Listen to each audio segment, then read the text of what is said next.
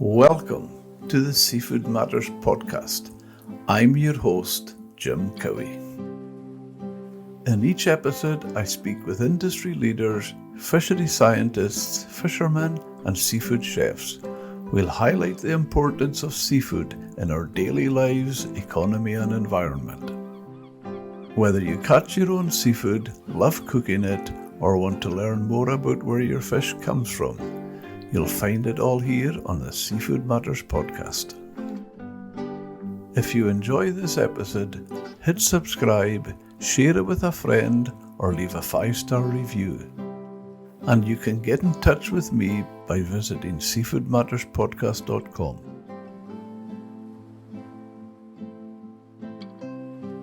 Mike Warner is an artisan fishmonger from Suffolk who owns and operates a passion for seafood.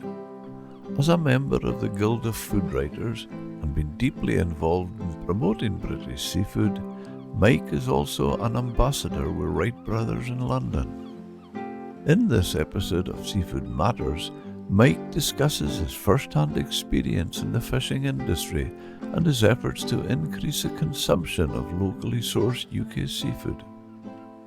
Mike also voices concern about the impact on our fish stocks and traditional fishing grounds from the effects of offshore energy platforms, marine dredging, gravel extraction and silt dumping. Join us as Mike dives into the complexities of sustaining Britain's seafood industry.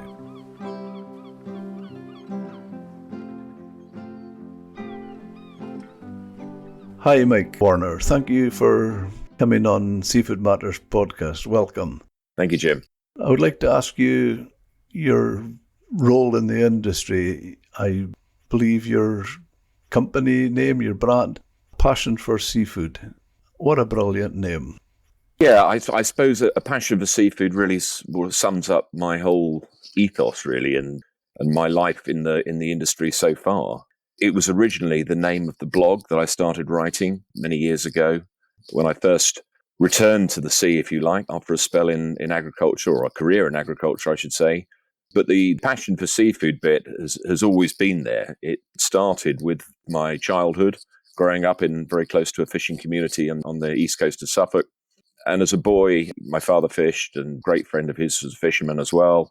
And my childhood seemed to revolve around making time down at the local harbour or on the beach, rock pooling. My father got me a little dinghy when I was about 10 years old and some lobster pots, and I started working those. And we had a lot of fish at home. We ate very seasonally, talking back now in the 1960s and 70s. I just enjoyed the whole environment. It became such a part of me. And I think that remains to this day. And even though I had 30 years in agriculture, I found myself harking back to the sea, to that sort of salt water in the veins approach, if you like, which was instilled in me from a very early age. And my love of the fishing industry and the fishing communities and the culture and heritage and everything that it takes in this country to produce fish and shellfish for the table just intrigued me. I vowed to find out more about it. When I came to the end of my agricultural career, I felt I had to do something to get me back to what I knew when I was growing up near Felixstowe Ferry as a child, and get me back to an industry that I was deeply in love with. It became very evident to me that I needed to do something and to change the course of my life to encompass that passion for the seafood, the UK and our shallow seas, and for everything that I'd sort of grown up with. So I started writing on the advice of my wife, actually. She said, look, every holiday we go on, we have to go and stay near a fish market or a port, or we have to be involved in seafood in some way. And she said, you've these wonderful memories and experiences. Why don't you just jot some of them down and start writing a blog, a simple blog, which I did. And over the time, that very simple blog, those musings and memories of what I was getting up to as a kid, crewing for fishermen in the holidays, lobstering, foraging on rock pools, long lining, rod and line fishing, you name it, and eating seafood, all those memories. Suddenly, it struck a chord with quite a few people, and I think I started to realize that there might be something a little bit more than just a blog which I wrote as a hobby. And I'd seen the BBC documentary Trawlerman back in the I think it's about 2005, 2006, something like that. I mean, we all saw it, didn't we? Fantastic series, fly on the wall documentary. And I became not obsessed with it, but fascinated by it. And having had a sort of rudimentary knowledge of the fishing industry and knowing a little bit, I thought, well, I need to go. I need to go to Peterhead and I need to find out more about what these guys are doing, how their lives work, what happens beyond the horizon, how this incredible product comes to us, how it gets landed, who catches it, why it's being caught, how it's being caught, where it's being caught. If I can find that information out, it's going to make my writing more believable. It's going to make it more coherent. It's going to make it have more of a degree of authenticity. But I've got to, in order to do that, I've got to go there to these places, not just Peterhead, other fishing ports. I need to get to sea with fishermen, and I need to find out from the coalface exactly what's going on, and that will assist my writing. So, obviously, one of the main characters of that series was Jimmy Buchan, and I approached Jimmy Buchan fishing the Devil's Hole. Fishing the Devil's Hole, yeah. Facing financial ruin, I think was one of the lines that they came out with. And good old Jimmy, I got in contact with him, and he very kindly invited me up to Peterhead, and I'll never forget it. It was quite extraordinary. I got off the train at Aberdeen one very windy and wet night in, I think it was sort of January, February time, and I got a taxi to Peterhead from Aberdeen, and he came on the phone. He said, "Have you ridden into town yet?" I said, "No, not quite." I said, "But I'm on my way." And we drove straight. I got the taxi driver to drive me straight onto Albert Pier, and there was Jimmy and Amity, and she was just waiting to go to sea. He took me aboard, met the crew, and then had a whistle stop 2 days in Peterhead Fish Market, Port Authority, Harbour Control, Peterhead Maritime Academy. I mean, he showed me the whole works. And really, that set the scene for me for taking up a new career, as a fisheries writer and food writer, connecting producer to consumer.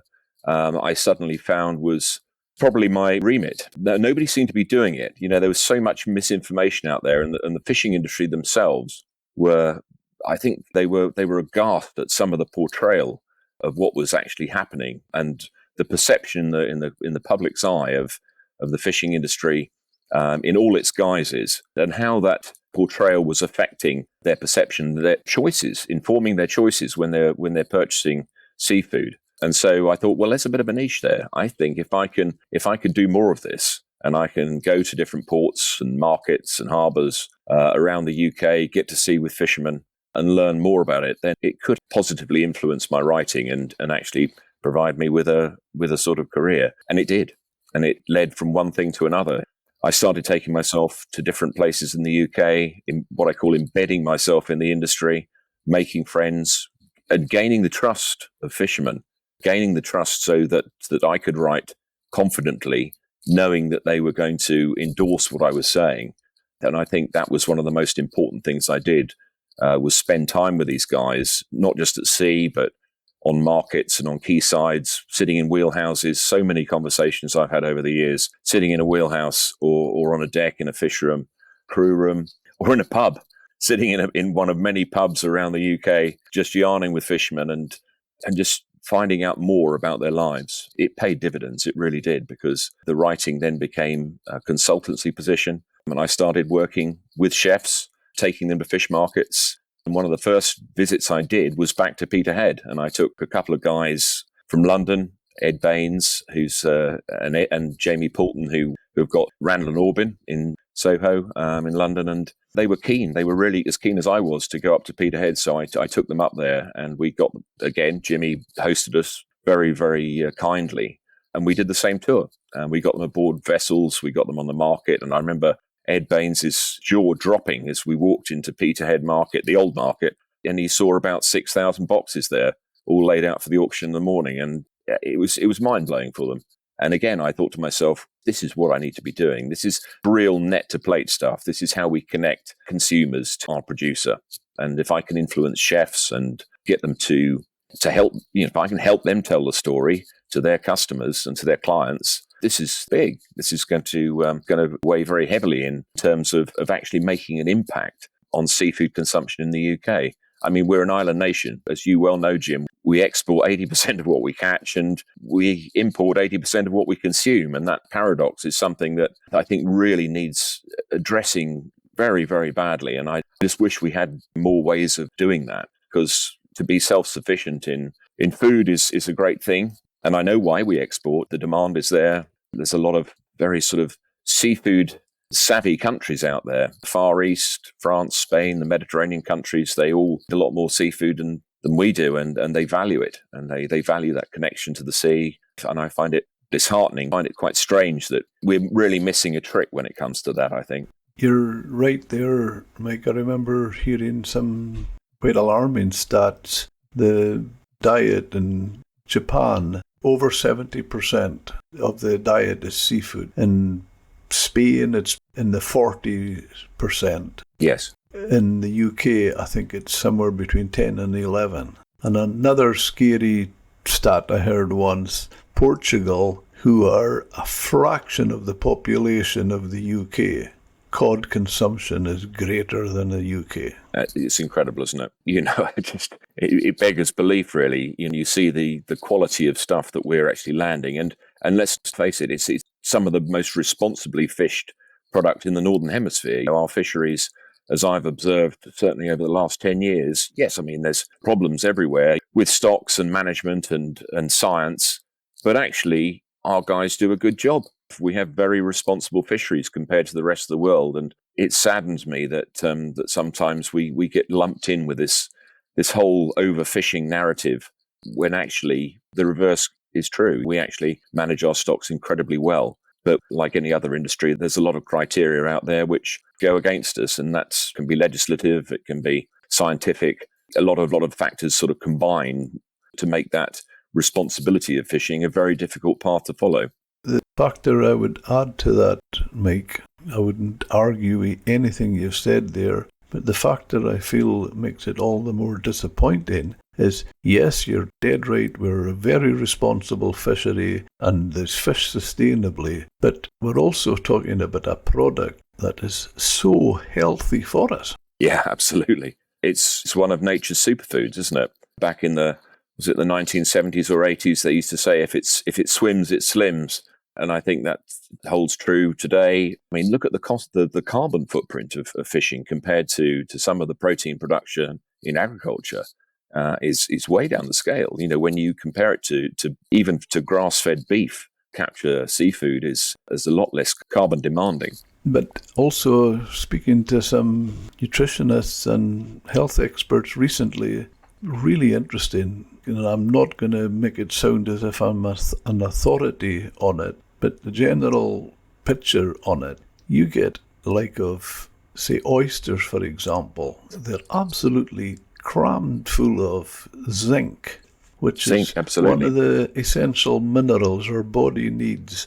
And when you go into the minerals and the vitamins, there's so many of them in our seafood. And Jane, her name is, she was telling me, we cannot get that any longer to the same degree anyway in the meat we consume, because they are so forced.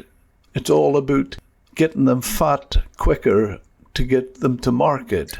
And they're so forced. There's very few of the essential minerals left in meat now.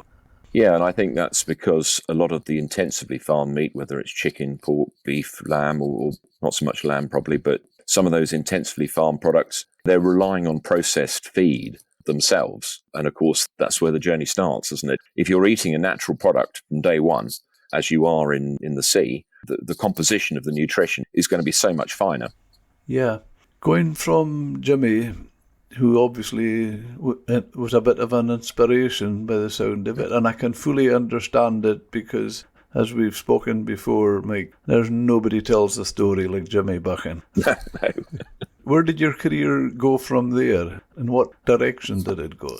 Well, interestingly enough, the blog sort of took off in ways that I hadn't expected it to. I was recognised by a chap who was working at the worshipful company of Fishmongers in London, Fishmongers Hall, and they had an online platform called Fish on Friday. And chap Christian Smith, who was editing at the time, asked me to write a few articles for them. This is where it all started. I went down to Brixham. I had a fantastic day on the trawler race there, went on the fish market. We went to Newlyn, went up into the Western Isles. I was approached to write some articles for Country Life magazine on British seafood, and that took me to Newlyn. And then I became involved with a guy who's a very great friend of me, a bit like Jimmy Buchan is now, a chap called Alan Dwan. He was the skipper of Ajax, and Alan. I've seen him on social media. That's right, and he's also he fishes, been on. He's a line fisher, is it, or they're netters? Netters, yeah. And hake is his main catch, is it? Hakes is the main catch, and Alan this is 2017, invited me to go to sea with him to write this article on. We called it "All Hail the Hake." So that was a sort of a phrase which was being touted on social media at the time. I think one of the fishermen on the other boats had come up with it, and I thought, well, that's a really lovely phrase to kick the article off with. So I went to sea with him, and we spent 2 or 3 days fishing just west of the Scillies. A wonderful trip. I mean, it was just a defining moment in my writing career because it was me at the coalface getting involved and learning from these guys, young guys on the hake netter, taking such care of the fish. Of course, it had been certified by the Marine Stewardship Council then, so it's MSC Cornish hake, which was being landed into Newlyn.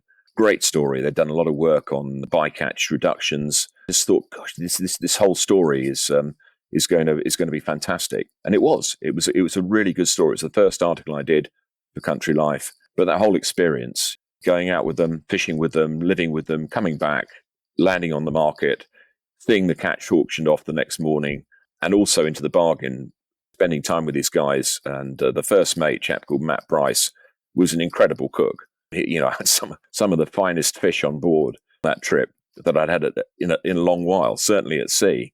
It really did give me a lot of inspiration. And from there, I then went to the Western Isles. I went creel fishing with Donald McLennan out of Leverburgh. I went chroma crabbing in Norfolk. We went shrimping. I went on a beam trawler out of King's Lynn, fishing for shrimps in the Wash. Back down to Newlyn, hand lining for pollock and mackerel, lobstering all up and down the south coast there. And I was really into the swing of it. It continued right up until the pandemic, when all of what I'd been doing, the consultancy, the writing, just hit a brick wall and very abruptly came to an end. That's very interesting indeed, Mike. And you mentioned Alan there.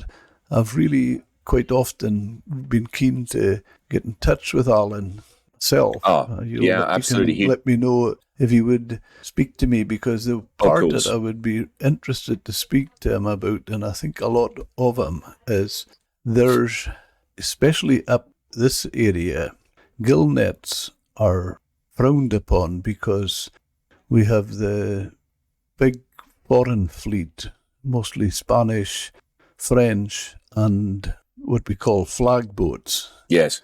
Fishing up here, and industrial proportions. Each boat has about 80 to 100 mile of nets.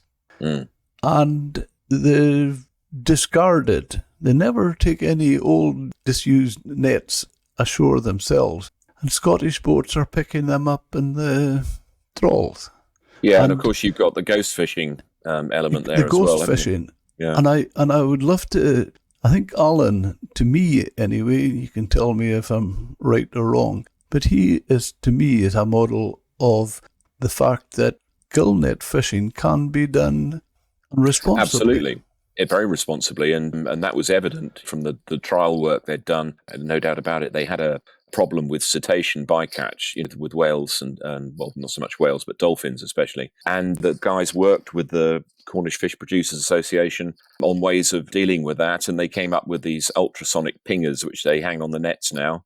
Bycatch dropped off to zero. And it's a targeted fishery, targeting the hake. Yes, they do get a bycatch of a bit of pollock and monk and haddock and what have you, depending on where the nets are set. But it really is a very sustainable fishery because the mesh size allows the juveniles to go through. So you're not catching an undersized product.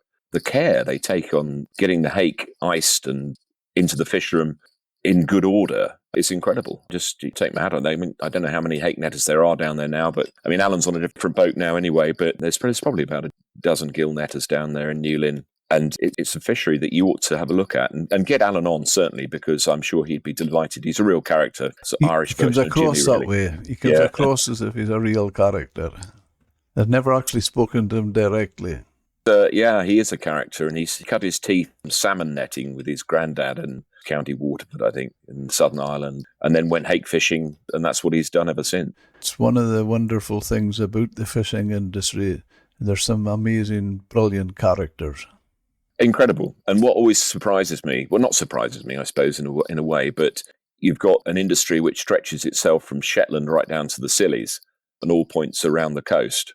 Don't know how many, there's 8,000-9,000 fishermen in the UK now.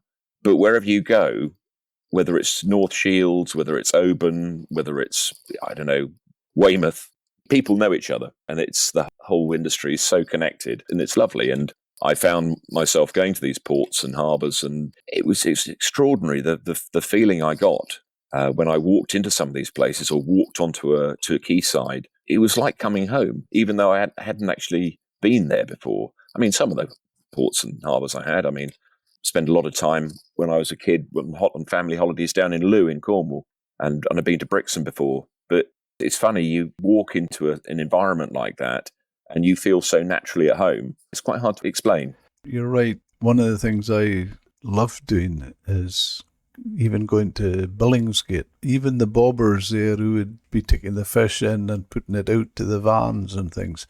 Real characters in it. Okay, it's not the same humour as we would have in the north of Scotland. It was real Cockney humour, but wonderful to... It is. And of course, all these markets have their own little intricacies, and they operate with a certain sort of way, and they have their own language even, and you've got the lovely regional accents as well from around the UK. Yeah, it's fascinating. Yeah.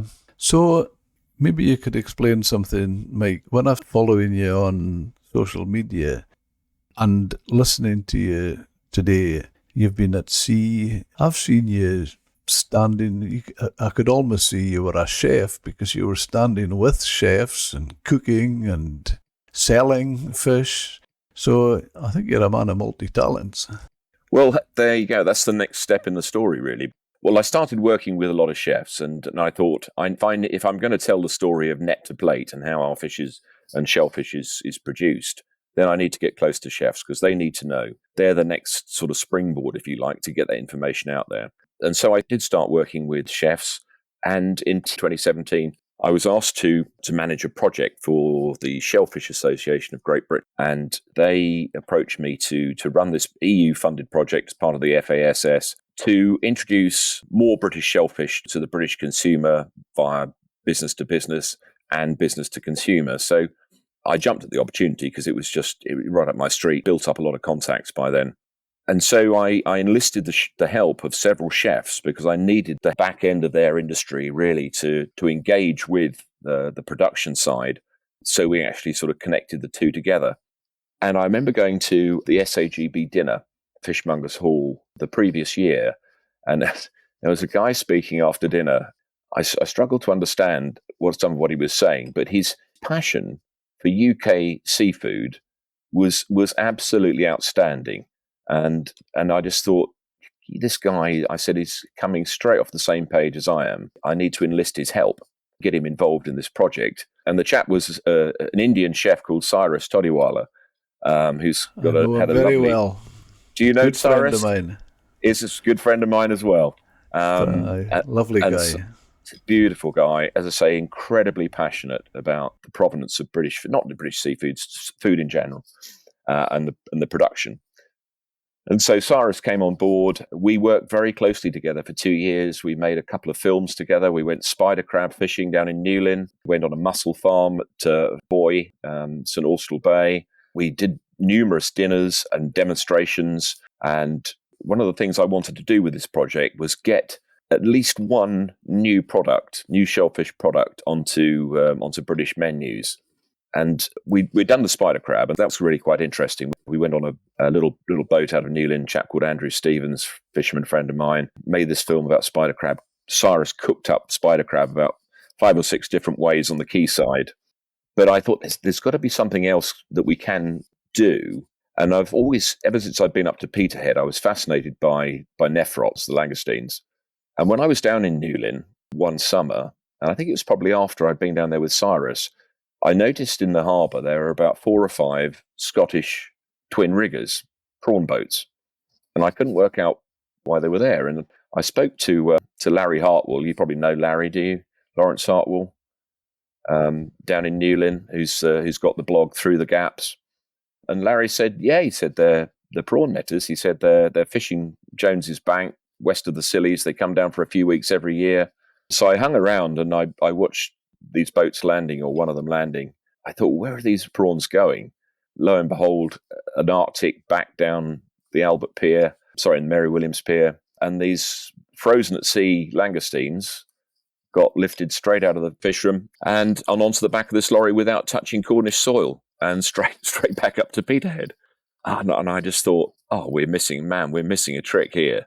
What if we could brand these as Cornish langoustines and get them onto local menus? So anyway, I managed to get chatting to one of the skippers, and he invited me aboard, and we sat in the wheelhouse, a chap called Terry Jack, on the Nereus. And I know Terry well.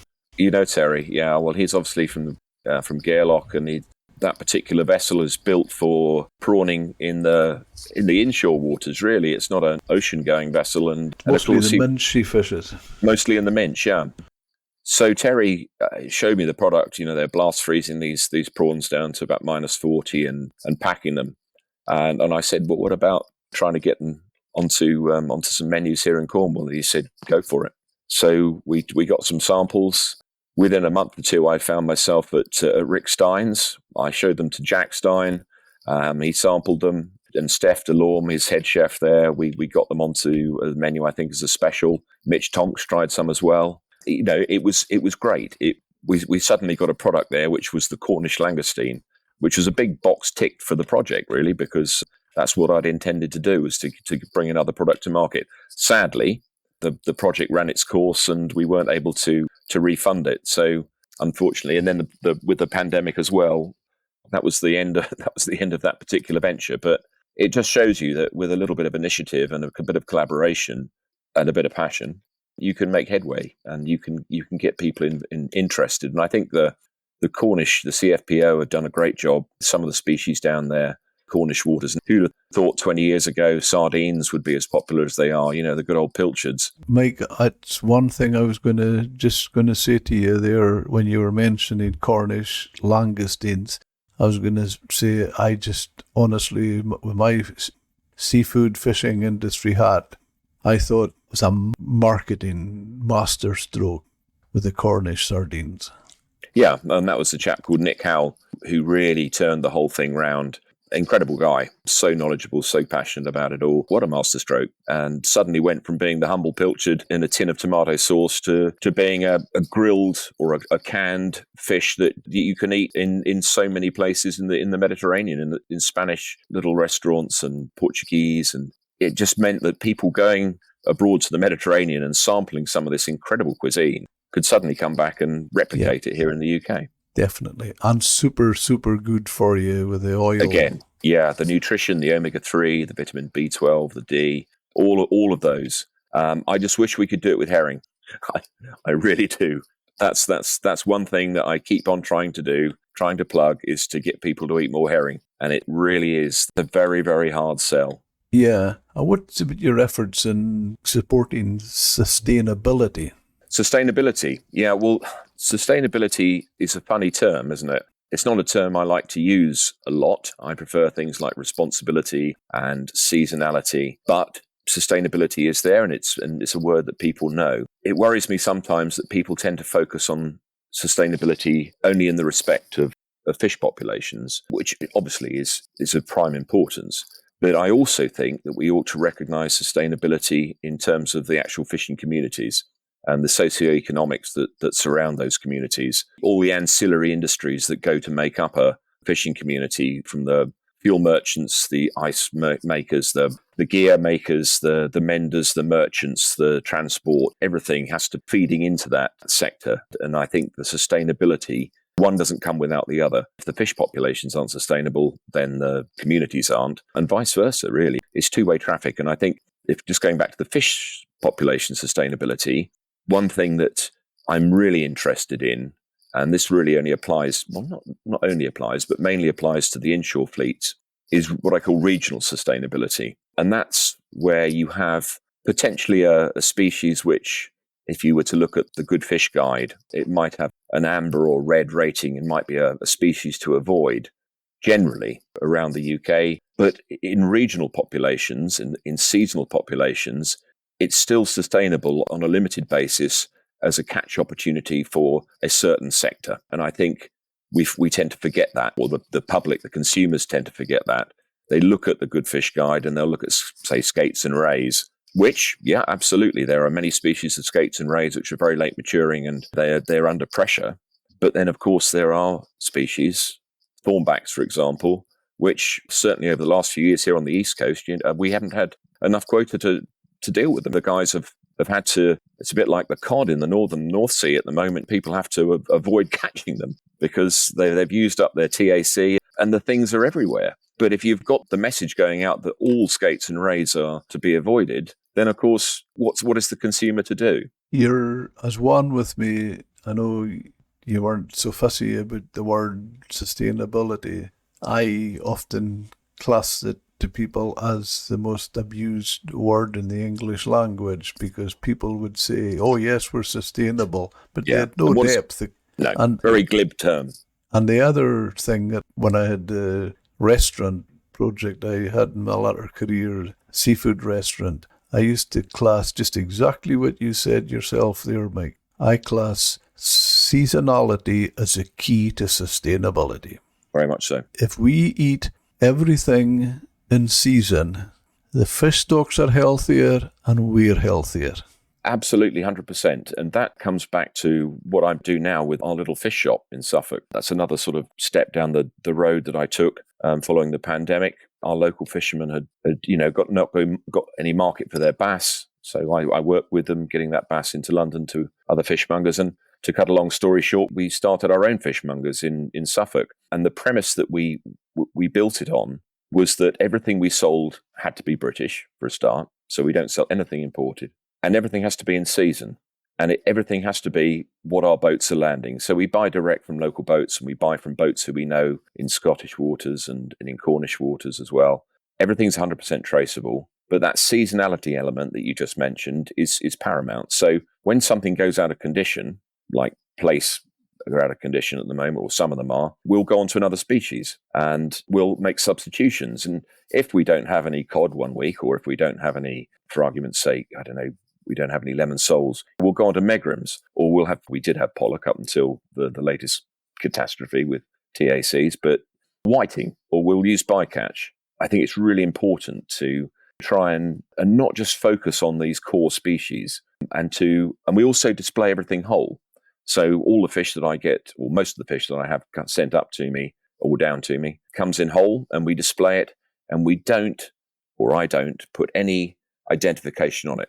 So when our customers come into the shop and the display changes every week, depending on what boats are landing what, they have to ask. And that's the education part of it. And they'll come in, and because the fish are whole and they've never seen a whole monk before, or a whole spur dog, or a thornback, or pollock, bass, just it's all there in its wonderful sort of splendorous glory. And they have to ask, and I'm happy to take them through it. And that's part of the education, and it's all a little bit of theatre as well. So when they decide on what they want, we'll encourage them to take it whole or cook it on the bone. We'll give them recipe tips and ideas of how to cook it.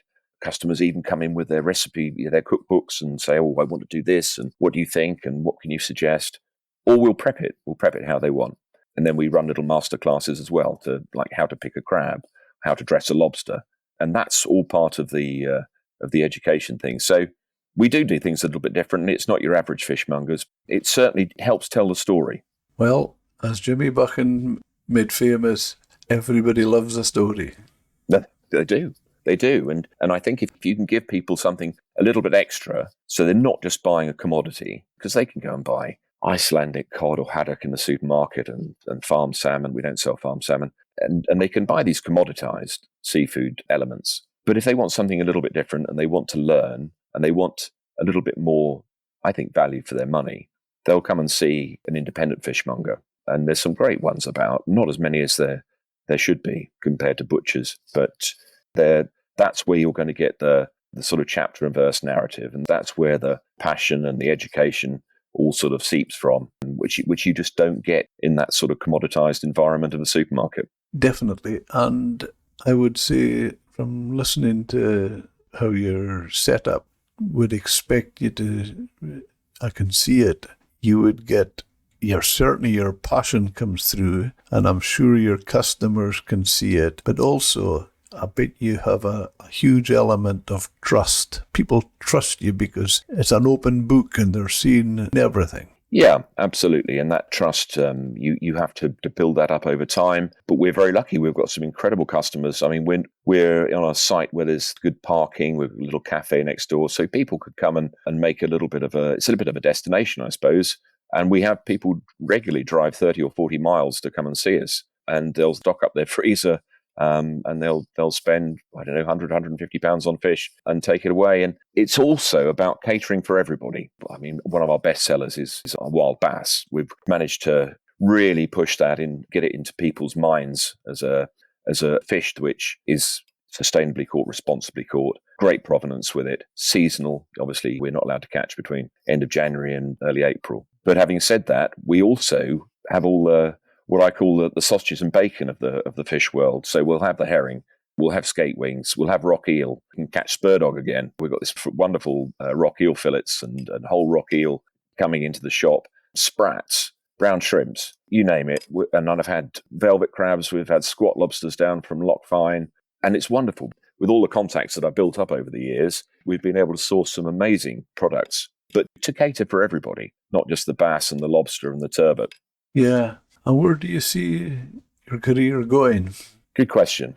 So just before Christmas, I was approached by Wright Brothers, a restaurant company in London, who also have a wholesale division, a buy online direct to customers website as well, and went and had lunch with the directors, and they wanted me to join the team as their British seafood and fisheries ambassador, which, to be honest, after 3 years of running a fish shop and thoroughly enjoying that, don't get me wrong, but thoroughly missing what I was doing, going around the countryside, talking to fishermen and going to sea with them and doing that sort of seafood and fisheries advocacy that I'd been building up over the years, this was just too good an opportunity to turn down. So I've just literally started this month, 2 days a week with them. I'm, again, making the connection between their teams, their restaurants, their chefs, their wholesale side, and the fishing industry, supplying them with up-to-date information on how to get the best out of some of these products and how to interpret some of the science and some of the data coming out of the fishing industry to make sure that they're always ahead of the game and they're sourcing sustainably. So, yeah, really happy that this has come about. But we'll keep the shop going as well. We also have a little pop-up restaurant thing going as well in Suffolk called Tide, which is a seasonal pop-up where we collaborate with a different chef and a different venue each time. We do 4 seasonal pop-ups a year. And I'm also just starting a new collaboration with a local chef, a local and London chef, Maria Elia. And Maria and I are going to be doing once a month what we call talks and tastings. So I talk about the fish, Maria preps it and cooks it, and we have 20 guests there. It's an immersive food experience, and we end up with a lovely little tasting menu. And we've got our first one of those coming up on February the 29th. So you can see there's lots of stuff going on, but it has one underlying theme, and that's telling the story of our fishermen and of our fisheries and of our seasonality, and telling it with passion and pride and accuracy and integrity so that people do have the right information. At the end of the day, those who want it are armed with that information to make a more informed choice when they're purchasing British seafood. That's admirable. But I also think the Wright brothers are not so stupid because they've tapped into your passion. And yes, please, I want some of that. Well, to be honest, they're a great fit for me. Lovely family firm. I've known them a while. I've had dealings with Ben and Robin in the past, certainly through the SAGB and through seeing them at Billingsgate on occasions. And yeah, I like their ethos, the way they approach business, and I like their ethics when it comes to our fisheries and how they source. Yeah, I'm really happy to be part of the team and look forward to wherever that journey may take me. Are they based in Colchester, or is it? No, they're in London.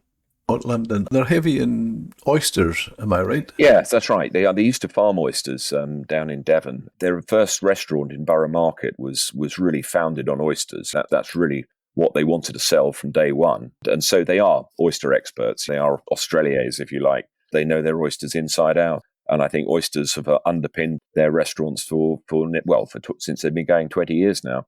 So, yeah, there's 3 restaurants in London. There's Borough Market, there's South Kensington, and then one at Battersea Power Station, which is the newest one. And then they've got their depot in Billingsgate, another one in Brixham. And so, yes, hopefully I'll be getting about all over between these different places and telling the story. Going back to a name you mentioned, Cyrus Todiwala. Cyrus, yeah. I were both members of the Royal Academy of Culinary Arts. Okay. And although I've sold my restaurant, I've kept my membership going because it's such a wonderful organisation. And that's how I got friendly with Cyrus. And I was down one time and I went along he had the Cafe Spice in the Mast. That's right. At the time. And I went along with him and he gave me a taster menu. Honestly, Mike, I'm probably preaching to the converted with you. You've probably tasted it all. But what I thought was so clever, he gave me a dish of scallops with cumin and coriander. Now, I says to him, how on earth are you going to taste the scallop through two strong flavours like cumin and coriander? Well, you could taste the... Yeah, I bet you could. You could taste the scallop through it. I thought, what a talent. It is a talent. Absolutely outstanding. He did exactly the same thing when we got Jimmy's langoustines onto his menu in the first year of the project at SAGB, and we went and had them, and they got them on as a special, and they were a tandoori langoustine with a masala sauce. But just like you said, Jim, you got all of that flavour of the langoustine tail coming through, even though you've got this incredible sort of spicy coating on the outside. He's a genius. The guy's a genius, and I'm very honoured and proud to call him my friend, as I'm sure you are. And he's done a lot of work with us since. We have one thing I forgot to tell you about is our local food festival here in Suffolk for the last 2 years as part of the 2-day food festival. And I set up the seafood stage, the Passion for Seafood stage, where I invite local chefs and also some celebrity chefs to come and join us to tell the story of our seafood that's harvested here on the East Coast. And Cyrus has been part of that, comes and spends 2 days with us. And he's incredible because I give the chefs plenty of warning as to what I want them to, or the species I want them to use, whether it's skate or whiting or lobster or brown shrimps or whatever. But Cyrus, he just comes on stage and I hand him the fish and I say, there you go. There you go. Oh, Mr. Warner, he said, oh, Mr. Warner, what have you given me this time? But he comes up with these extraordinary dishes. I mean, he did a roasted skate wing with cumin. He's done oyster fritters. But of course, you know what Cyrus is like. He's just so engaging. And we have these crowds of people watching. Every seat is taken, and we have 3 or 4 people deep at the back trying to watch. Wonderful guy. Such an ambassador. We're so very much lucky energy. To have him. Oh, incredible. Yeah. And his wife, Pervin, as well. I mean, she heckles from the audience, and they have this wonderful sort of two-way conversation. And when you were talking about passion, you don't have a monopoly on passion when Cyrus is about. No, not at all. No, that guy takes passion to a whole different level. Yeah. No, that's fantastic. You obviously put a lot into the industry, but it looks like you get a lot out of it as well. I do. Enjoyment do you know what? I mean, people ask me this all the while. I mean, you know what the fishing industry is. It's whatever part of whichever sector you're in. It's hard work. It's long hours, and I seem to be working harder at this stage of my life than I did when I was in agriculture. But I love it. I absolutely love it. Even if I'm getting up at 4 o'clock in the morning to go and land some bass off one of our local boats, get down there. The sun's just coming up, and the guys are unloading these fish, and they're stiff and they're in rigor mortis, and the seagull. Honestly, that whole environment for me is just so special. And if I can get to sea as well, that's even better. Yeah, I often think I love going to sea, and obviously over the years, my father was a fisherman, and so I've been on various sizes of boats. But I think the most soothing thing you can do is go to sea, but in a smaller boat, where the closer you are to the sea itself, Absolutely, it does something for you. it does, and I think you become very, very in tune with it. There's something about that sort of raw connection, very therapeutic, and it's a connection to nature, isn't it? You feel the water, you feel the spray, you've got the salt, and you've got nature all around you. It's a wild environment. Fishermen, at the end of the day, they are the last of the wild hunters. They are the guys who are harvesting nature for nutrition. It's been going on since Adam, hasn't it? It's just one of those industries. And actually, Jim, I was at a conference last week in Glasgow, and Jimmy was there. The audience were asked what was our dream and what was our nightmare for the industry. And we had to go around, and I said my dream was that be able to get food education back into schools, and we'd be able to get youngsters back involved in the fishing industry. And people were talking about nightmares of legislation and regulation in the industry. And people were talking about the impact of offshore energy and gravel extraction and different things going on in the marine environment. And the idea was to say what you'd like to see in 20 years' time. And Jimmy had the microphone, and he came out with some great stuff. And at the end of it, he said, there'll be one thing I can guarantee. He said, in 20 years' time, in 30 years' time, when we're all gone, he said, there will still be fish in the sea. And he was so supremely confident of that. That's what it's all about. It's what these guys are doing. They're fishing for tomorrow. It's a generational thing, and that's so important. You're very right touching on that, Mike, because I think it's almost insulting at times when the NGOs talk about either overfishing or fishing depletion. I've got so many different friends who are all fishermen in different methods of fishing. Now, one of the things that gets a lot of bad publicity is scallop dredging. Now, a really close friend of mine is a scallop dredger. And as he says himself, over the course of the year, he's Oban-based, they'll go right round the British Isles, from right up at the north tip where I am, down where you are, in the Channel, and up the west coast. Over the course of the year, depending on the season, they're all round. He says, I've been doing that now for over 40 years. He says, what's not sustainable about that? Yeah. And in a lot of those grounds, he's not seeing any difference in his catches, presumably. It's like farming in a way, isn't it? When you fish like that, and of course, yeah, there's always going to be bad eggs in the industry, but when you fish like that on a rotational basis, and you rest the ground, same with trawling, isn't it? These guys have been, managing the same tows for generations, and they're still catching fish. Fish populations will come and go depending on the vagaries of climate and hydrography and everything else. But when you can say that you've been doing that on a generational basis, and you're still making a living and you're still providing employment for your crew and everything else, well, if it wasn't sustainable, it'd finished a long time ago, wouldn't it? Exactly. And when we talk about sustainability as well with scallops there, the Shetlands is a glowing example. We spoke about earlier with the MSC. Yeah. Dredged scallops, chain of custody. Divers don't. No, don't get me wrong. I mean, the scallop dive fishery is a very important part of community life. But then when you look at the Shetland scallop fishery and you look at what they're doing in the Orkneys, and you've got the measures they've taken to improve the gear through the Enviro dredge, so using spring tines instead of teeth, not only have they having less impact on the seabed, but they're picking up less rocks. They've got a 25% saving on fuel. There's a lot of progress there. And of course, they're day boats working mostly inside the 6 mile limit. So that is a sustainable story, and that's progress. But the public just don't get to hear that, you see. That same friend of mine says, Mike, about when they talk about the damage to the seabed, he says, well, what would happen to a farmer's field if it wasn't ploughed?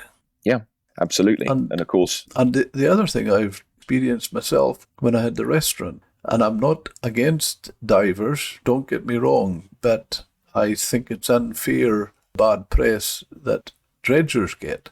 And I've had an odd undersized scallop in amongst scallops I've got from a diver. And it's basically down to their honesty.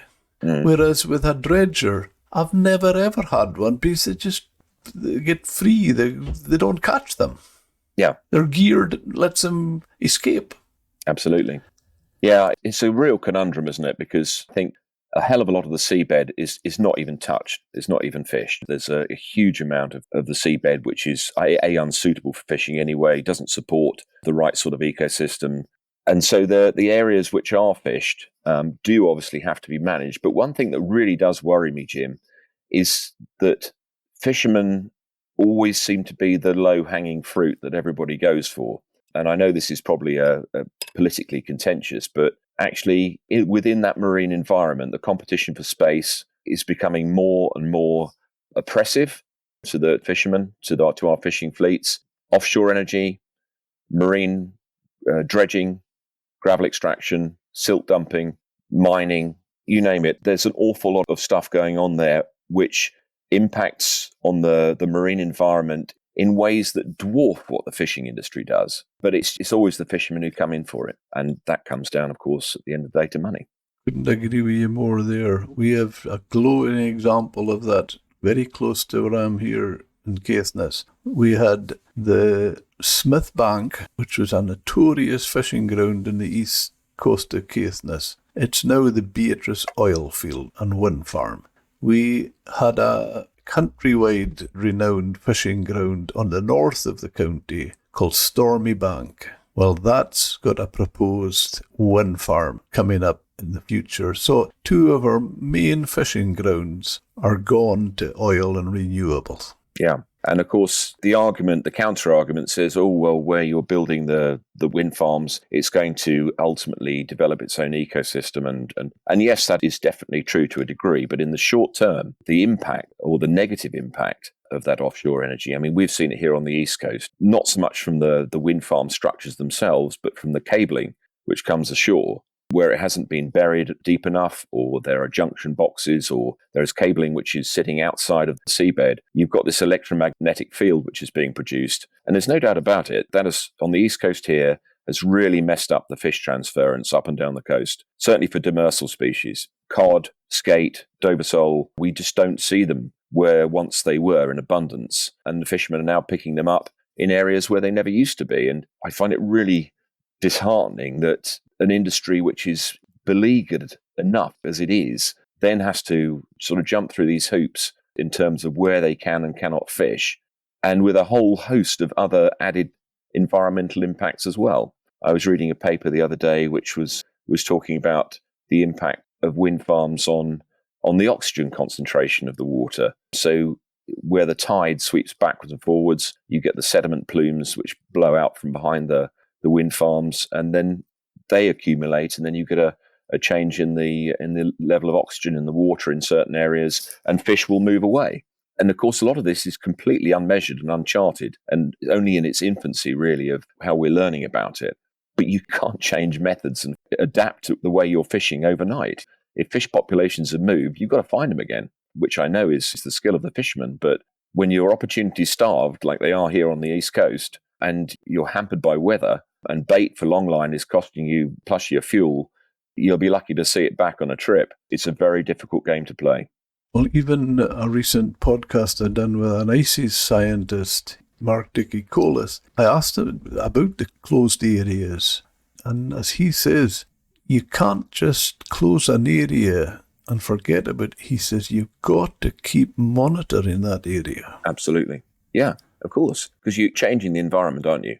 So that basically fishermen, they operate in a very natural environment. The only thing that really changes that environment is nature itself. But where you're operating in an artificially structured environment, how do you know what the impacts are going to be? You don't. There are too many different criteria which are going to affect that. So you have to monitor it. Yeah, like going on a bit, what you mentioned earlier about the North Sea, about Shetland and down your way, it's a bone of contention with fishermen in different parts. And mentioning ICES, ICES was proposing a cut in North Sea cod for this year. It actually ended up with a small increase, but their proposal was a 17% cut.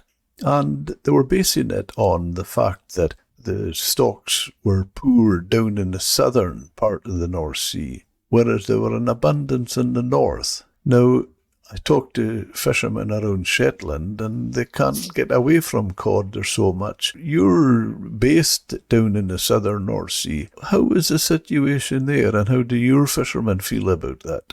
Well, we haven't seen the cod down here in any number for several years now, funnily enough, since the wind farms all started up. We do still get a run of cod now and again, certainly this time of the year. Between now and May, we get a run. I mean, the longliners, the netters will work them, but it's nothing like it used to be and not in the volumes. So the cod are definitely moved. They're definitely gone somewhere. There's some great cod down in the channel. I mean, I've had some fantastic cod sent up over the last few months from Newlyn. Of course, they don't have the quota down there to be able to fish the stock. It's my understanding you've got a southern population of cod and you've got the northern shelf population. And unfortunately, I think because of the dynamics of these populations and the fact that a lot of the southern cod have, through whatever reason, water temperature, have moved north and intermingled or sort of overlapped, if you like, with the northern cod population, they've taken the lowest common denominator and based it on the southern population's demographic, if you like, and advised that cuts should be made on the basis of that. Whereas in actual fact,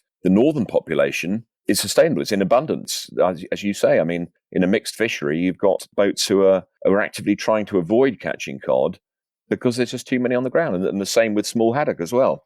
I think there's a great danger in muddying the waters, if you'll excuse the pun, and mixing the two populations up when really they are certainly distinct. Yeah, the thing that I find quite puzzling about it as well, I've spoken to two ICES scientists, and I'm talking to many fishermen, and the ICES scientists want to speak more with fishermen. And I've said to them, that's what they should do. I don't understand this because I know fishermen that want to speak to you. So, and you want to speak to them. What's going on?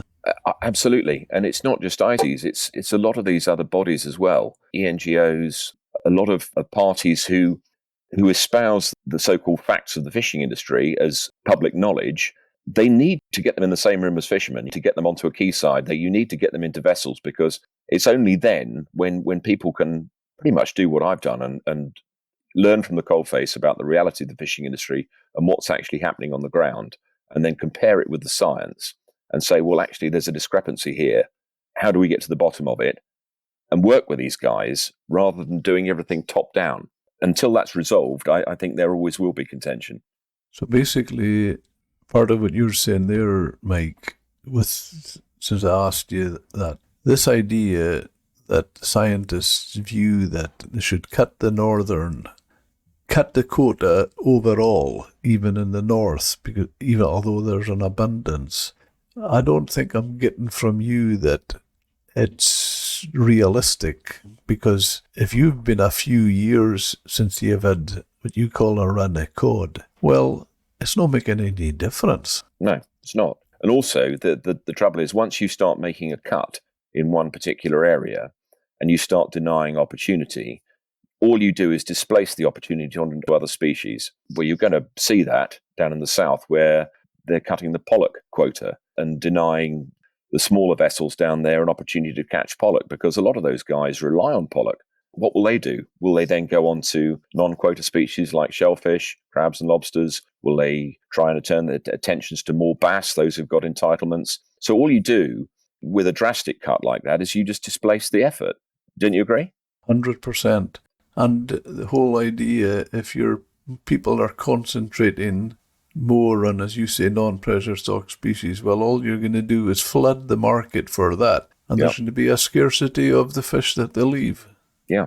I just think there's got to be a balance. There's got to be more pragmatism about it. And the only way you're going to get that is for the people who are actually setting the quotas, for the IC scientists, is to go to sea with the fishermen and actually experience the differential between that and what the science, which is obviously quite often a year, 2 years out of date, and there has to be science, and don't get me wrong, but the differential between what's happening on the ground and what the science is saying is sometimes so vast. I think they need to actually see it for themselves rather than just have it hearsay.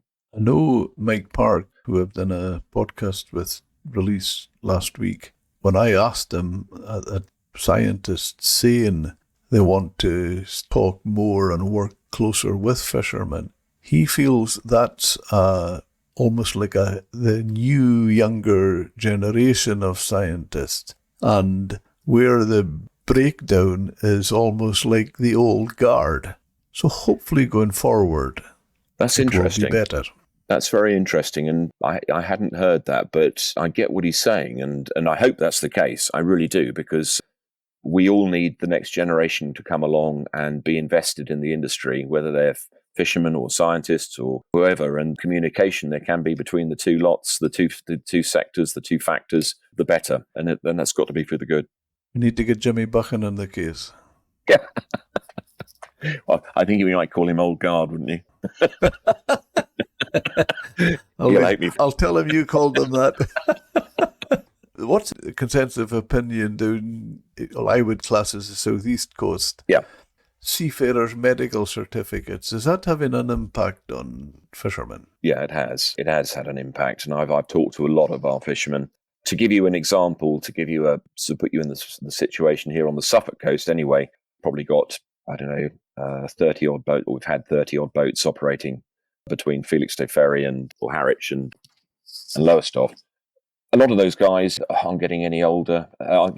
Sorry, we've got no new entrants really coming into the industry. The average age of the fishermen is creeping up and up and up.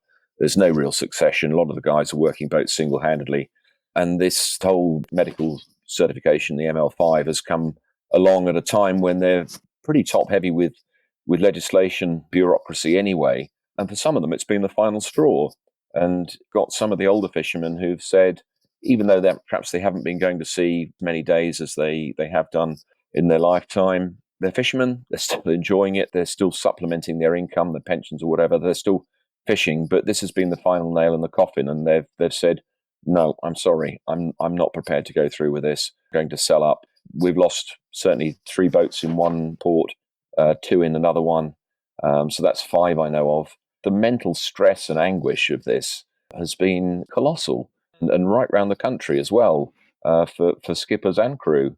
And now they're saying that actually they might be overturning it. Well, I think the whole thing has been a sham anyway. They should have scrutinized it from the outset and talked to the industry and worked with these guys. You can't compare the role these guys actually play and how they've been working. You can't sort of marry that up with their body mass index obviously there's got to be health and safety, but come on, this has gone to a ridiculous degree. Well, it's interesting. I totally agree with you, Mike, but just in 2 podcasts, one with yourself today, in fact, funny enough, both names are Mike Park and yourself, and you start the top podcast talking about what you were doing when you were, I think you said, 10 and 11 year old. Mike went to sea when he was 11. That wouldn't even be allowed now. And No. I mean, fishing's a way of life. It is a way of life. And I think the opportunities for youngsters now, well, there's so much health and safety shoreside anyway. I mean, you in the good old days when I was a lad, go down and I could mess about at the harbour, and I could get aboard vessels, and I could go for a trip, and I could stack boxes and all kinds of things.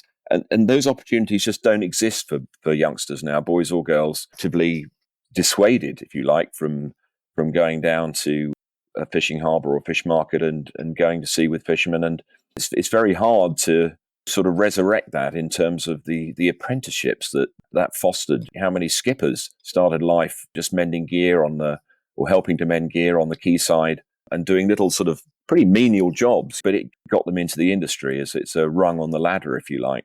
And you don't see that anymore. And of course, for the guys who do want to get into fishing, it's now prohibitively expensive. You buy a boat, buy a license, quota, everything else, and then you're not guaranteed an income. So when it comes down to the end of the day to having that passion for it, and isn't it? If you want to go, you'll go. But passion has got to be initiated somewhere. And I think if you don't have the opportunities for that initiation, then by default, you're going to have a smaller pool of people to draw on. I think that's happening now. Yeah.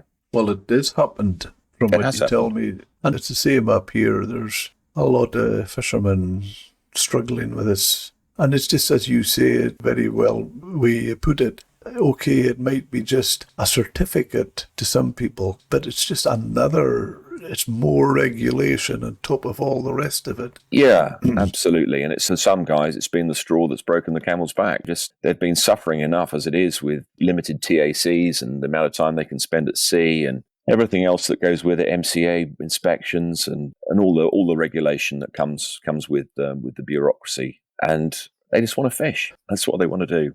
What would you do if you were the king for one day? If I was the king for one day, ooh, that's interesting. Well, I'd be in charge of the Crown Estates for a start, wouldn't I? I'd look at some of the activities that are going on on the seabed that is actually filling the coffers of the Crown Estates, because it ain't fish, that's for sure. Good answer. If you were going to have your favourite meal tonight, what would that be? Favourite seafood meal? I get asked this all the time. What is your favourite fish? I mean, I eat anything. I love fish. I love fish and shellfish. But a few weeks ago, we had a catch landed in the shop. We've finished herring now. Herring has come and gone. The herring come back here in about March when they've shot their roes, and we call them silver darts. If any get landed, they're mainly salted down for lobster bait. But a few weeks ago, one of my boats phoned me up and he said, "Mike, we've got a load of sprats. Would you like some sprats?" So I said, "I'll have 2 or 3 stone. We can shift them in the shop." Do you know, for me, sprats, it's just like opening a bag of Maltesers. Once you started, you got to eat the lot. I took them home and we just rolled them in seasoned flour and a bit of paprika and fried them up and just had them with some of my wife's lovely sourdough and a squeeze of lemon. And do you know what? Nothing finer. For me, that's everything. That's what you need. It's healthy, it's nutritious, it's delicious. And it's a product that, again, seasonal. It's only around for a month or so. But the really, really annoying thing is, Jim, that wonderful, delicious product, the Spratus, we're not allowed to catch them now by drift netting in case of bycatch. So the only way you can land sprats here on the East Coast now is if you catch them in a pelagic trawl. And who's going to do that? So the sprat catches have dropped off to nothing, which is such a shame. Yeah, just bear thinking about. Another opportunity denied.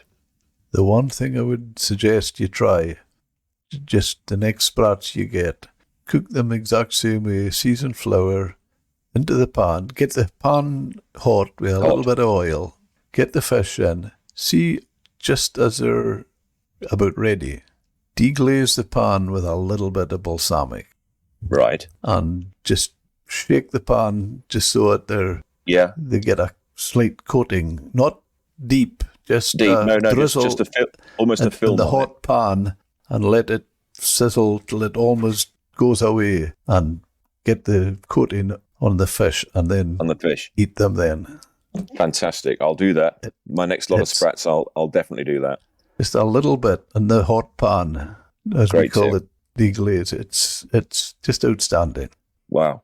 Wonderful. Mike, thank you so much. I very much appreciate you coming on to the podcast today. You're more than welcome. How can our listeners find out about what you do and where you do it?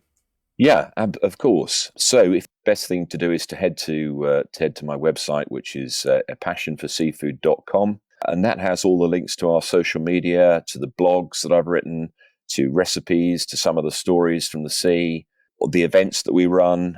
If you want a quick fix, go to Instagram, because that's where we virtually daily or certainly weekly put up what's happening in the shop, and also any events that we're doing, any food demonstrations that I'm up to, any food festivals we're going to. And that's at A Passion for Seafood. You can find me on LinkedIn. You can find me on YouTube. You can find the films on there, which we made with Cyrus. I also made a little film on herring here on the East Coast with Seafish a few years ago, which is a nice little mini documentary where we go drift netting for herring with some of our local guys. But yeah, you could find all of that from the website. So just head over to that. And if anybody wants to contact me direct, then yeah, there's plenty of opportunity to do that. And you can always sign up for our newsletter as well. Great.